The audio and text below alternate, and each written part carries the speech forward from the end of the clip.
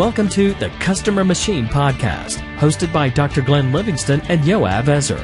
Glenn is a psychologist and marketer whose companies have sold more than $30 million in consulting and has trained thousands of marketers across different niches and industries.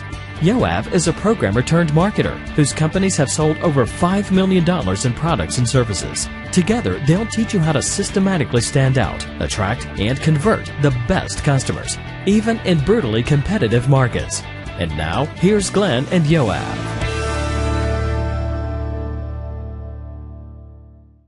This is the very good Dr. Glenn Livingston. I am here with my partner in crime, the inimitable Yoav Ezer, also known as The Machine. And we have a treat for you today. We've gotten Doberman Dan Gallapoo, the infamous copywriter that works with Agora, who's driven all of his businesses with his own copy for 21 years, who spent several months living with Gary Halbert in Costa Rica, and who is actually become a good friend of mine. Doberman Dan, how are you? I'm doing great. Thanks for inviting me. This is going to be fun. Well, I hope it's going to be fun because we actually were, the three of us, talking about why it's necessary to have crazy-mad-sicko-fun to write copy that sells. And so can we just jump right in with that? What do you see as the connection? I've got some ideas about what the connection is, but what's the connection between actually enjoying the copy that you're writing and selling? Why is it necessary to have crazy-mad-sicko-fun while you're copywriting? I'm anxious to hear your thoughts on this too. So I have recently somewhat maybe changed my tune on a few things in relation to that due to some new experiences, or maybe perhaps changes as in my attitude and perceptions as I've gotten older. But I think one of the reasons it's important to have fun is because really no sane person wants to do this. I mean, you want to sit at a computer and put words on paper or words in a Microsoft Word document. It's just painful, man. So you better make it fun. Now, I'm just joking a little bit. I don't want to mess up anybody's heads. That's part of it. I don't want all of a sudden people are like, yay, I'm going to write copy and it's gonna be fun. And then they hear me like, oh, wow, Doberman Dan says it sucks. Well, I mean, if I have to be totally candid, there are times that it does suck. So, you figure out ways to make it fun. But there are some very pragmatic reasons to make it fun. And other than, when you get stuck in those times when it's just like trying to swim through wet concrete. And that is because this logic hardly plays into this deal at all. I used to think it did. And if you look back at some of the first pieces I wrote, they were pretty logical arguments. I mean, it was, here's what I got, here's the feature, here's the benefit to you, here's the price, buy my stuff. Well, that's not how humans make buying decisions. And I mean, logic is probably this. I used to think it's a secondary concern. Now, like it's a tertiary thing, or maybe not. Maybe you don't even mention it at all. I'm working on a piece right now for Agora that if you were to read this, there's like no logic in it. All it is emotion, because we human beings are just completely illogical, irrational, delusional, protoplasmic bags of emotions. And that's how we live our lives. Most of us are scared to death most of the time from various intensities, from a mild anxiety to just outright,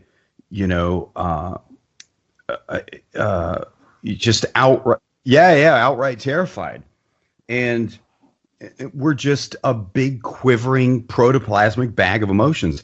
And emotions is how we make buying decisions. So when you're having fun, crazy, mad fun writing copy, well, now you're tapping into your own emotions and putting that on the page. I used to talk about right brain, left brain stuff, but Glenn, you could probably speak more to this, but the more I look into it, I mean, both hemispheres of the brain are activated during certain things, or, you know, like listening to music and stuff like that. So I'm not sure that that's still an accurate description, but, you know, we used to talk about right brain activity, the creative, free thinking stuff, as opposed to left brain analytical stuff. So when you're having fun, you've kind of, you know, you've let your hair down, and that stuff can flow, and stuff that normally that little internal editor would tell you, well, that's stupid. Don't write that. Nobody's going to listen to that. Or wait a minute, that makes no sense. Or gosh, that's, you know, don't say it like that. That's just silly. Well, when you're having fun, that little voice is either the volume is turned down a bit. If you're one of the few who can shut that voice up for a certain period of time, you're better off doing that, because when you're having fun, now, you know, all that creative stuff is flowing, and maybe stuff you wouldn't normally say, or stuff the internal editor wouldn't let you say. Now you can get it down on the page. And that is the kind of copy you need to be writing to have the big breakthrough successes. So if I were to summarize what you said, I think that you're saying that having fun while you're writing eliminates the censor, and it's necessary to get everything out on paper, because you can always edit it later. So you kind of separate the two phases of you know, getting the material out and then making it pretty later. Or as my jazz improvisational teacher used to teach me, he said, Glenn, first you have to vomit and then you make it pretty later. And I think that that's a part of it. The other part is that people tend to purchase in part because you've transformed their emotional state. They are having a problem. They're afraid it's not possible to solve it. They're feeling frustrated and afraid and demoralized in some way. And you come along, I think Gary Halbert used to call this patches of light, and you come along and you offer them a shift in their emotional state by infusing your enthusiasm, excitement, creativity, and like joie de vivre into the copy. It becomes contagious, and now they don't even entirely know why, but they want to be around you. They want some of what you've got, and that element really has to be there in order for them to consider purchasing, because what they want more than anything else is that change in emotional state. Then the last thing you said was that people really make purchase decisions for emotional reasons, and I think that's very true, although I still have the belief that it's best to infuse both into your copy, because people, they might make the decision for emotional reasons, but I believe that they still want to justify it with logic, because they've got what I'd like to call a rational purchasing consciousness. Like, I didn't buy that car for emotional reasons. You know, I'm a smart shopper, and I you know, bought it because it was well priced, and it, you know, was aerodynamic, and, you know, it's got the best safety ratings, et cetera, et cetera, et cetera.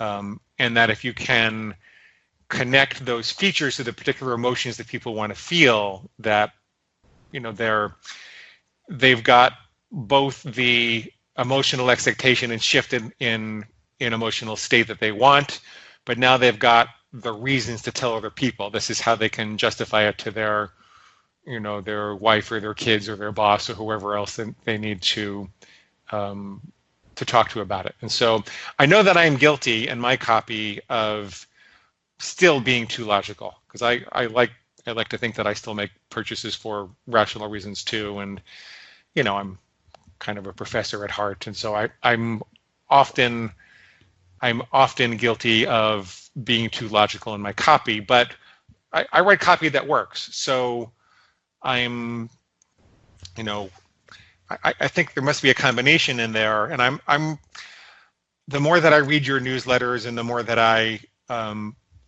I kind of hang around you, I feel kind of sucked into your world when I read your copy, and I don't necessarily feel sucked into my world when I read my copy. I feel like I'm presenting something that makes a lot of sense, and there is some emotion to it. But I read your stuff and I think, damn, I just want to hang around with this guy. So I'm curious. I would not disagree with what you said about the logic. And I've gone too far with the logical presentation stuff before. Also, you got to keep in mind the audience you're writing for too. So, there may be a case for using more logic with one particular audience, but for most of the markets I'm writing for, I'd say it's maybe almost an 80-20 thing or 90-10 thing even. So like, the 80% or 90% being the emotional, appealing to emotions, and then throwing in the logic there so that they can, like you said, they can justify this to themselves, or probably more like to their wives or business associates or something. So could we talk a little more specifically about how to have fun when you're writing copy, or maybe talk about some examples? Well, sure. The easiest way is, a couple glasses of wine and just kidding. Although that is a way that some people use to help shut up that internal editor. And I guess it works to a point, but if you become... I hear more people talking about coffee than wine. When they're writing coffee, they get all jazzed up to write. I got into that habit. I'm drinking coffee right now. I got into that habit. At this point, I wonder if it's more of a placebo effect for me than the caffeine, because I think, I have built up a tolerance to the caffeine. But yeah, a lot of people say that caffeine helps them. Those are all tools, and I'm not gonna poo-poo any of them. I mean, if some people like to drink a couple glasses of wine and that works for you, but when you come to depend on those, what happens when that's not an option? So I prefer just getting into the right mental state. I'm going to be honest. There are times I'm writing copy where I'm not in the right mental state, but it just has to be done. So how do you do it? Man, sometimes it does feel like swimming through wet concrete, and you just have to do it's at that point. It's just putting words on paper, even if it's 99% just pure crap that you probably even know you're not going to use. It doesn't matter. It's the physical motion of moving forward. It's the physical motion of however you choose to do it. Making the pen move, putting words on the paper, or typing on the keyboard. It just has to be done. Because you're telling the sensor inside that you don't control me. No matter what you say, we're still going to do this. That's right. Even if, and Gary Halbert used to make me do this. Instead of sitting there thinking, he wouldn't allow that. He's like standing over me, cracking the whip, and he made me write blah, blah, blah. And you mean literally write blah, blah, blah. Yeah, BLAH, BLAAH. And I still do that, although now I prefer to write yada, yada, yada instead of blah, blah, blah. I'm reading a book, Yoav and I are reading a book called The Artist's Way, and one of the things that she says in the book, and we'll talk about this more when we do the podcast on The Artist's Way, but she says that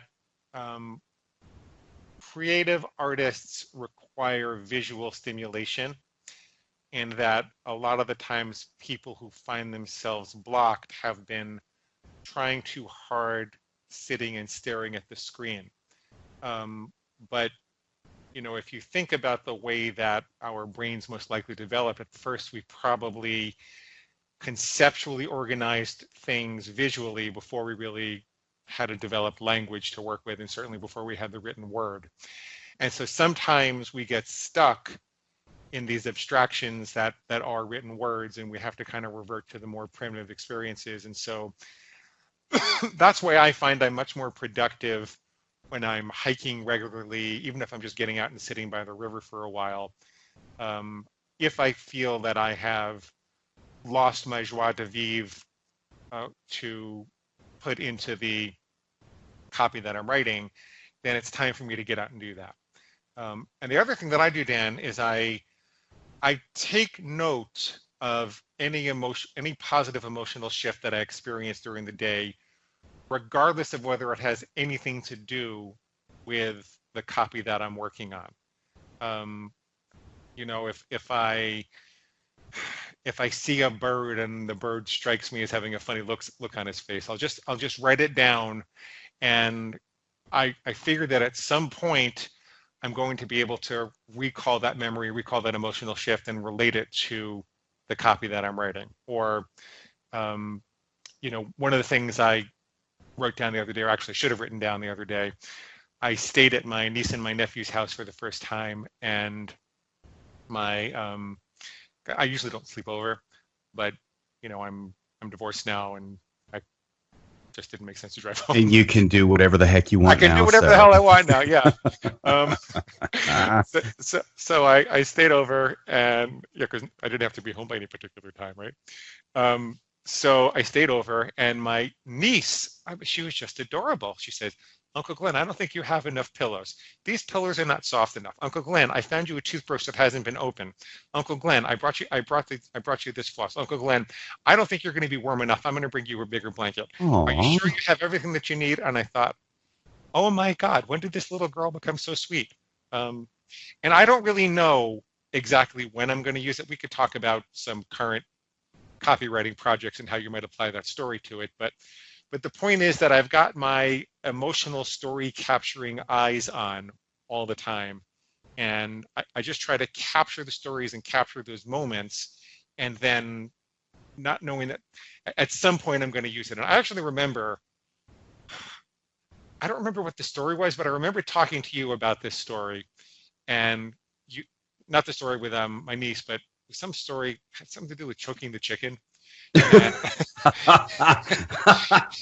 and I remember thinking he's going to turn that into a blog post. I know he's going to turn that into a blog post. And sure enough, 3 weeks later, I see this blog post about choking the chicken, marketing and profit or something like that. We have to look it up and see what that post really was. But so I think you do that also. Maybe you just don't conceptualize it in the way that I do. Is that part of your? Do you have that emotional story gathering machine running in your head all the time, or do you do it some other way? I think in the past it's been unconscious, but I've been making myself become more conscious of it because this will sound, you're probably going to add some comments to this interview. There needs to be a rebuttal to what Dan said, because everything he said breaks all the rules of psychology. But I hope I'm right. At least it's working for me. So my mental state is what has happened to me in the past has no bearing whatsoever on my present mental state, although in the past I used to think it did. The problem had been that I was not living in the present. I was living in the past. I was reliving this stuff in the past. The problem was 12 years in law enforcement in the inner city, I was reliving the bad experiences in the past, which was pretty darn near constantly affecting my mindset in the present. So, and now when you're trying to create copy with that kind of anxiety going on in your head, not good. It's certainly not fun and certainly doesn't produce good copy. So I figured out through a roundabout way, just a lot of trial and error and some reading, is whatever I'm focusing on in the present, it determines my present mindset. So like the experience with your niece, that is an awesome thing to file away in the memory, because if that had happened to me, if I'm not feeling good, probably because I'm not thinking of the right things, or I'm thinking of stuff in the past I shouldn't be thinking of, I'm going to revert to that experience with my niece and focus on that, and to try to get the mindset right. And something else I've been experimenting with, which basically, when I think good thoughts, like when I sit down to write copy and I think, I'm going to have fun with this, I'm just going to let it flow. I'm going to produce some crazy, crazy stuff that I'm going to be amused by. Doesn't mean I have to use it. I may take it out in the editing, but I'm going to be amused by it. I'm going to have fun. When I do that, I do have crazy fun writing copy. Here's what I've been experimenting with, Glenn, lately that seems to be the amplifier to that. I'm experimenting with my breathing. And I hope we're not going in a direction you didn't want to go. No, it's just interesting. It's really good. So I'm experimenting with the deep breathing, where you take a long breath, hold it a second or two, and then let it out slowly, and then let it out completely. I'm actually have been surprised how my exhalations have been incomplete. Most people don't fully exhale.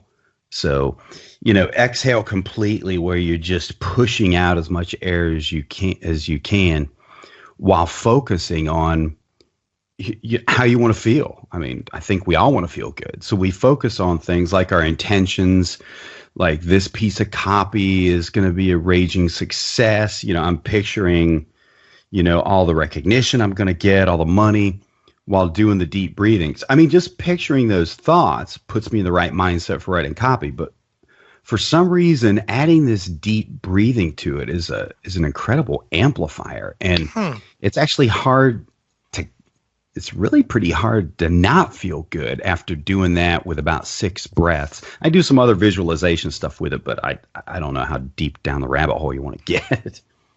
Let's go deep down the rabbit hole. What's the other visualization that? Yes. This is, by the way, this is a fairly new thing that I've just been doing. So I'm still a rookie at it, and maybe I'll tweak it and adjust it as I go on. But yeah, and this might all sound kind of crazy, but we're talking about what was the top? We're talking about having crazy fun, but you put it a different way, Glenn. What was it? Why is it necessary to have crazy, mad, sicko fun when you write copy? Okay, so we're talking about having crazy, mad, sicko fun. So these are all the things that have been helpful for me to get into the right mindset for having crazy, mad, sicko fun.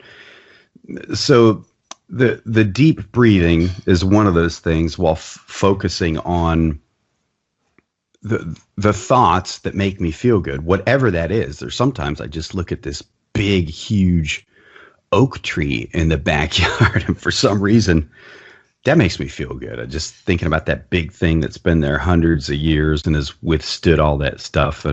Or maybe looking at the birds or the squirrels, or maybe, even recalling something in the past that was a positive experience that made me feel good. And so when I do the deep breaths, I like to visualize like I'm breathing in either, through my head and it's going all the way down to my feet. Sometimes I like to think of my body as this huge lung or this huge balloon that my whole body is expanding with every breath.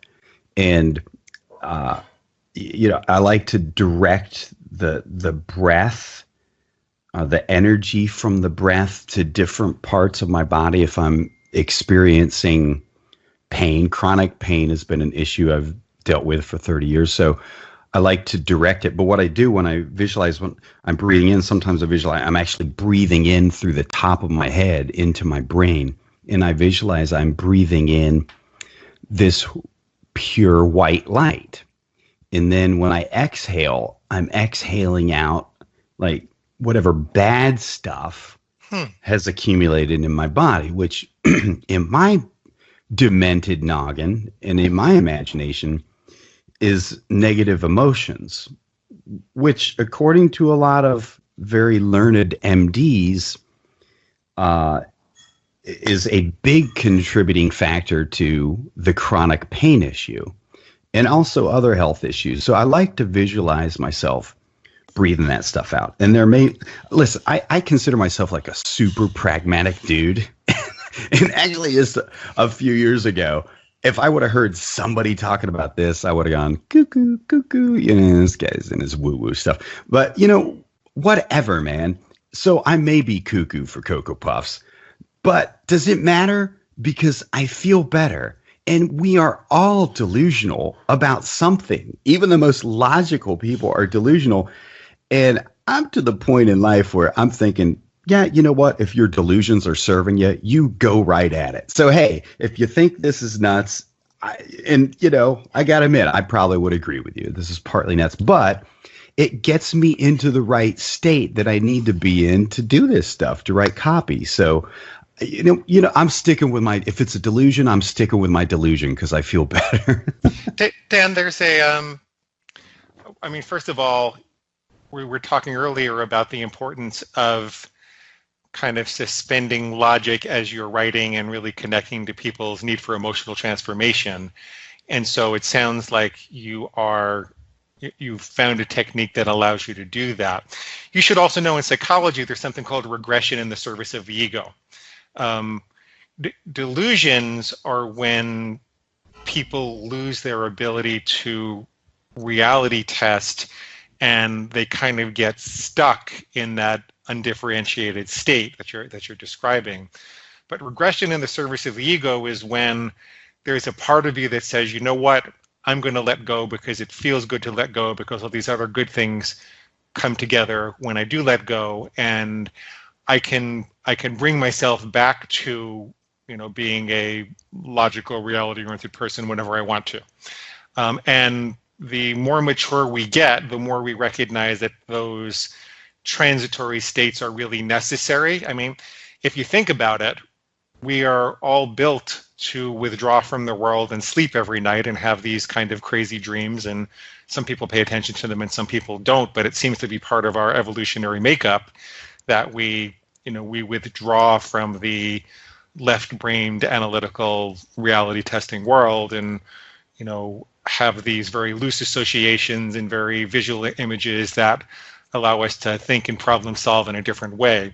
So it's really part of a human animal to be able to do that. And what you're describing as an adult is being able to control that more, to consciously induce that state and use it for problem solving and productivity. So I think it's great.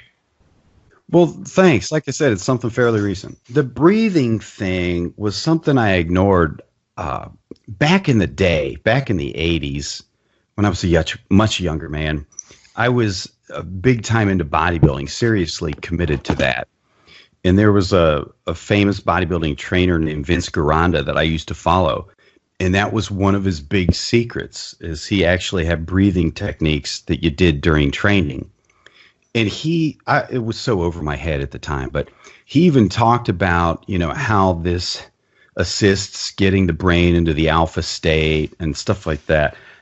That just totally went over my head. I just did his training techniques and ignored the rest of the stuff, which, when I look back now, it was almost 80-20. The 20% of the success he had was his training techniques. 80% was that other stuff he was talking about, like the mindset stuff and the breathing. So I guess that had been in my noggin all this time, but it was actually a call with another copywriter who was teaching his visualization techniques, how he gets into the right state when writing copy, and breathing was a part of it. So that got me, thinking about it again. That and other stuff I've read. I mean, I've read other people recommending it, but unfortunately, I guess I just let it go in one ear and out the other for a long time. Dan, what are some of the more unusual things or things that you wind up coming out of you that surprise you when you go through all of this? Remember a couple of things that you wrote or? Oh my gosh. A lot of it gets thrown on the cutout on the editing floor, but let's see. I'm working on a piece right now. I'm just pulling up the doc. And yeah, I'm trying to find an example that would be family friendly, but this is probably not the the piece to do it with because it's for a testosterone. Well, you could change a couple of the words. And Okay, I'll find something that's less. And again, this stuff is probably going to get, some of the stuff is probably going to get, edited. It's going to get chopped, but we're interested to see the behind the scenes backdoor process. So maybe this won't get cut. I don't know. This you're the first people who've actually heard this. Nobody. Bring it on. Bring it on. So we were talking about hitting on emotions. Well, unfortunately, in copy, we hit on a lot of negative emotions. The fear, mostly, since most of us are, constantly in fear about something. And this is for a supplement that helps with male potency, which, by the way, the active ingredient has 12 double-blind clinical studies, showing that it really works, so to speak. I won't bore you with the science. So we're not selling any kind of fraudulent product here, but this is not snake oil. This is a real thing. Yeah, it's a real thing. So, I talk about, maybe you've lost interest in sex, yada, yada, yada, but then it quickly switches to, if you're nervous, if you're anxious and stressed, wondering what your wife thinks, scared that she agonizes silently, worried that you don't love her anymore, or don't find her attractive anymore, and you're afraid she might never feel the intimacy you both used to enjoy. If you're worried sick that she's thinking about having an affair. So now I'm probably hitting on the biggest fear right now. Sure. Then please listen to me carefully. Sure. And by the way, this is done in a woman's voice. This will be a woman reading this. Sure, she'll tell you it's okay and there's nothing to worry about, but her eyes tell a different story. Oh, no. And that worries you even more, for good reason.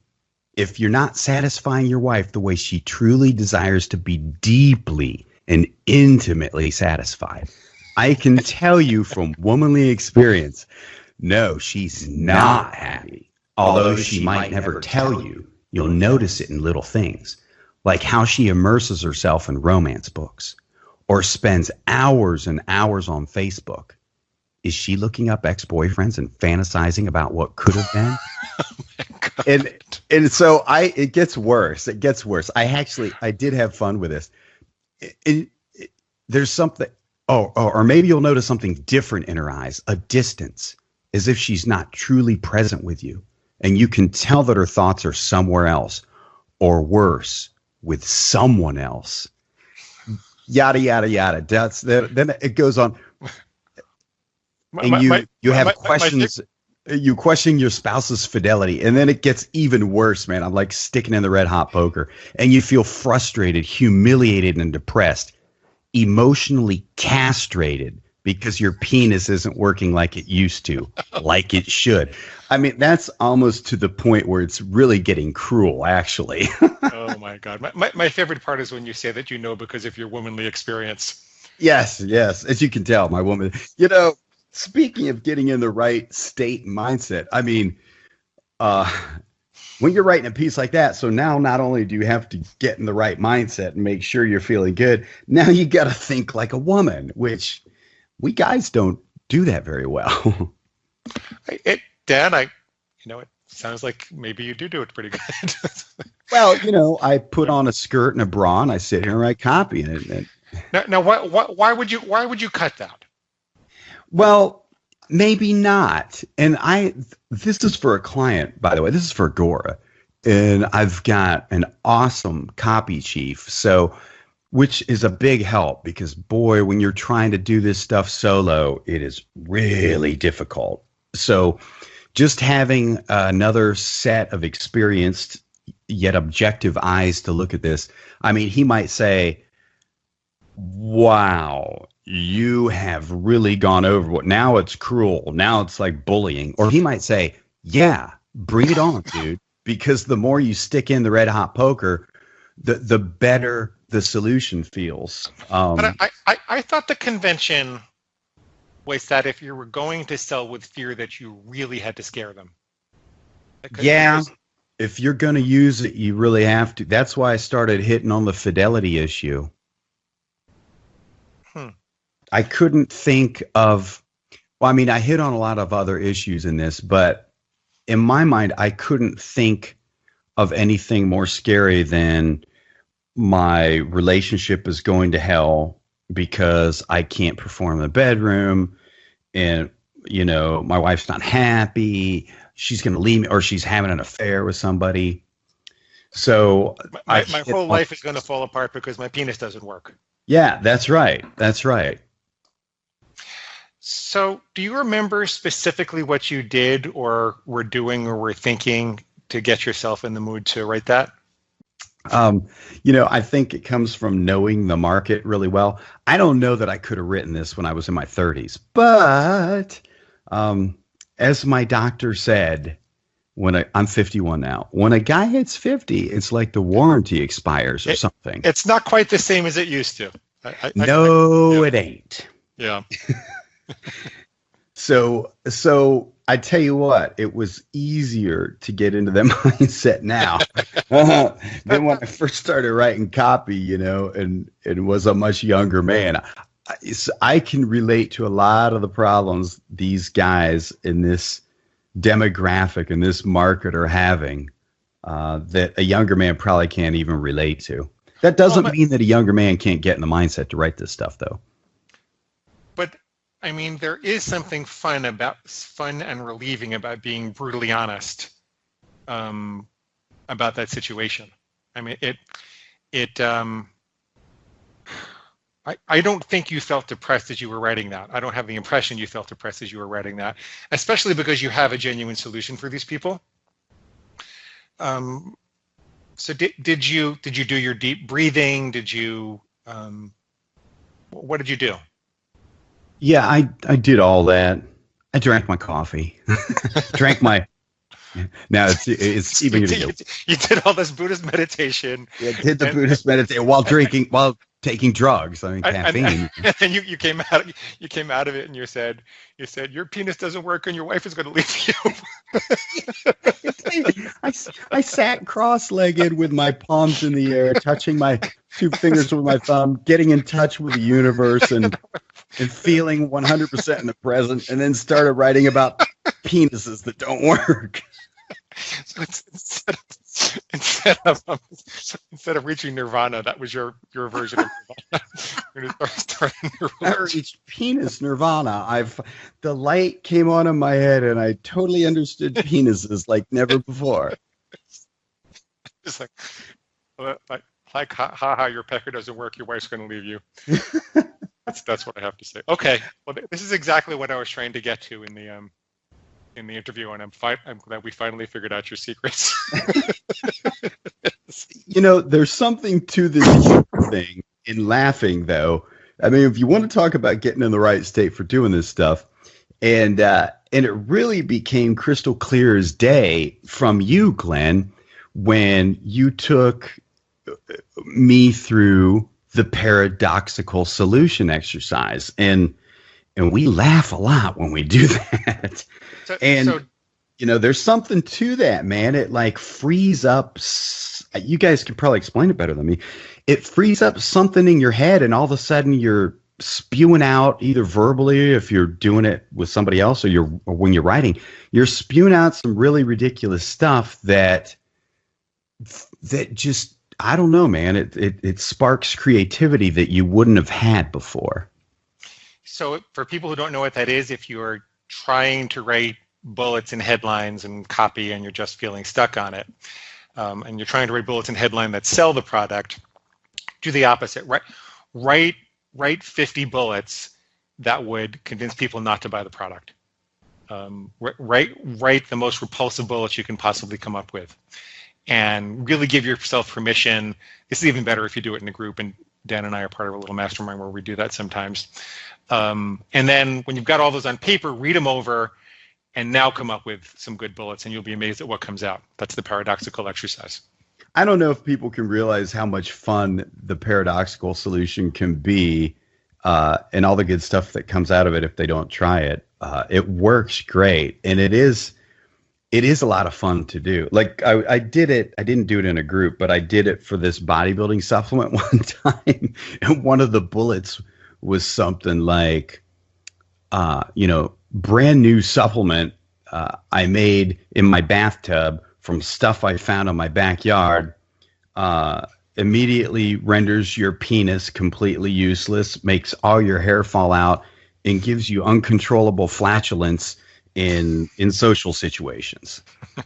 And it got me laughing so much writing stuff like that I was actually able to write better stuff.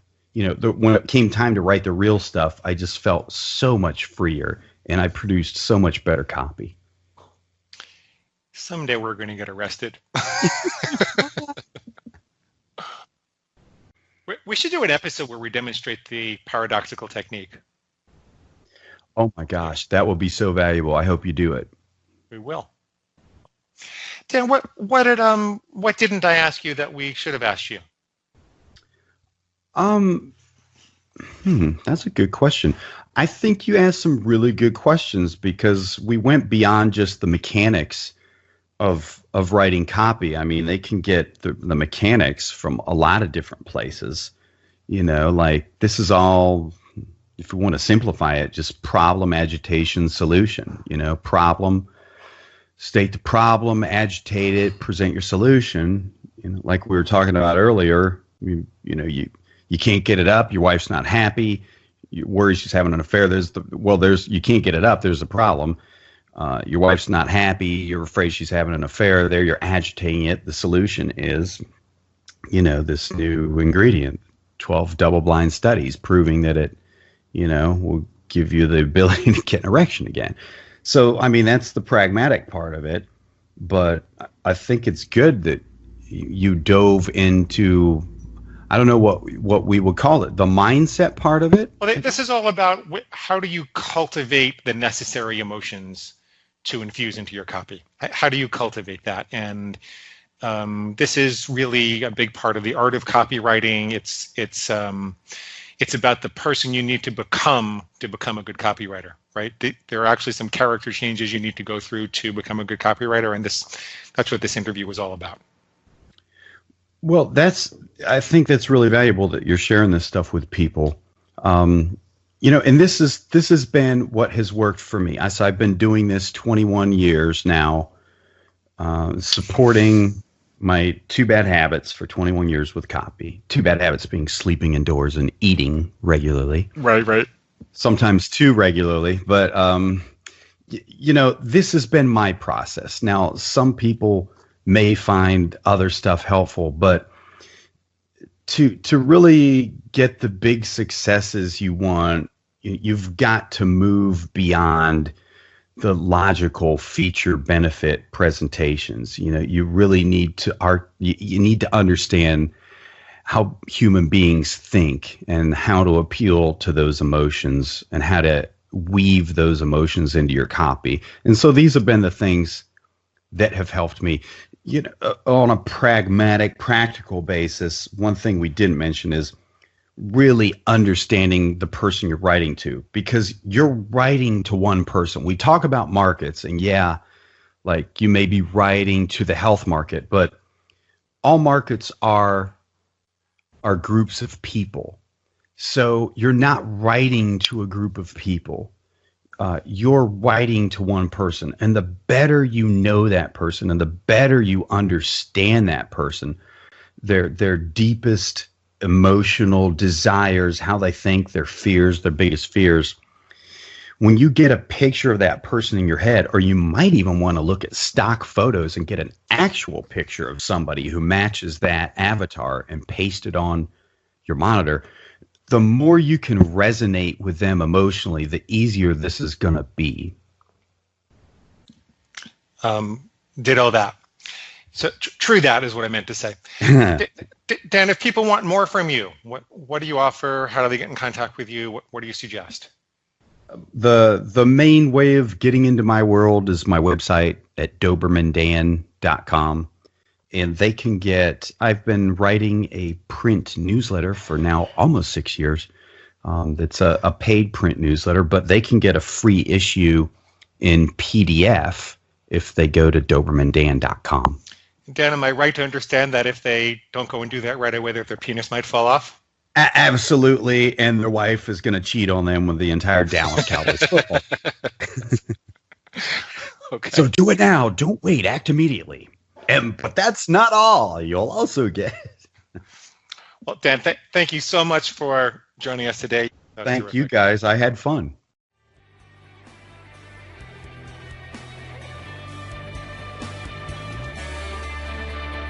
Thanks for your time and attention.